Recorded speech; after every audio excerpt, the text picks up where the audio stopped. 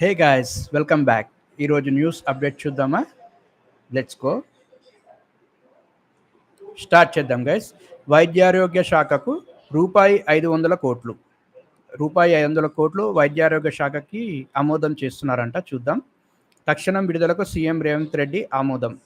ఆసుపత్రులను ప్రక్షాళన చేయాలని ఆదేశం.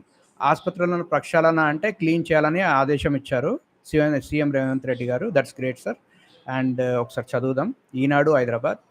దశల వారీగా సర్కారు దవాఖానాలను ప్రక్షాళన చేయాలని ముఖ్యమంత్రి రేవంత్ రెడ్డి ఆదేశించారు.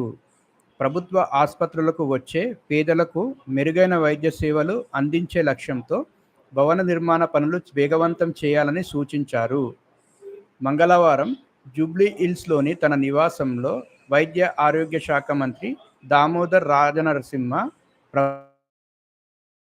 వికాస్ రాజ్, సీఎం కార్యదర్శి మాణిక్ రాజ్తో పాటు వైద్య ఆరోగ్య శాఖ కార్యదర్శి క్రిస్టినా తదితరులతో సీఎం సమీక్ష నిర్వహించారు. శాఖలో ఇటీవల చేపట్టిన బ్రాండింగ్ పనులు, సంస్కరణల గురించి మంత్రి దామోదర్ సీఎంకు వివరించారు. ఆరోగ్య శాఖలో జరుగుతున్న అభివృద్ధి కార్యక్రమాలపై క్రిస్టినా ప్రజెంటేషన్ ఇచ్చారు. నిర్మాణంలో ఉన్న టిమ్స్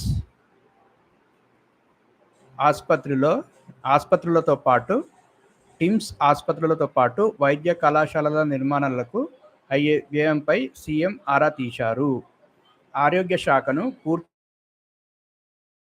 సంస్కరించాలని, అందుకు అవసరమైన నిధులు మంజూరు చేస్తామని హామీ ఇచ్చారు.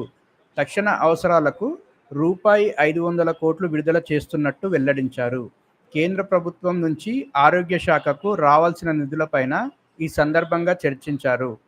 తొలుత వాటిపై దృష్టి సారించాలని, మ్యాచింగ్ గ్రాంట్గా రాష్ట్రం విడుదల చేయాల్సిన 40% నిధులను వెంటనే ఇస్తామని సీఎం భరోసా ఇచ్చారు. భవనాల నిర్మాణాలు త్వరగా పూర్తయితే రోగులకు మెరుగైన సేవలు అందించే అవకాశం ఉంటుందన్నారు.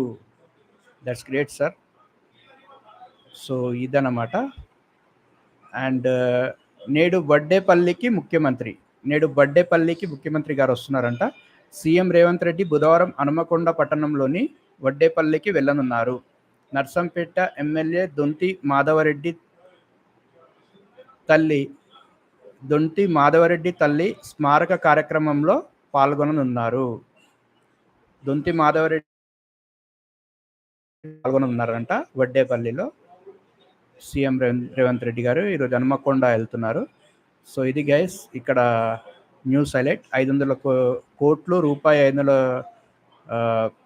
కోట్లు వైద్య ఆరోగ్య శాఖకి కేటాయించాలని చెప్పారంట. తక్షణం విడుదల చేస్తున్నారంట. అండ్ హాస్పిటల్స్ కూడా క్లీన్ చేయాలని చెప్తున్నారు. That's great Revanth Reddy sir. And ఇది గైస్ ఈరోజు న్యూస్ అప్డేట్.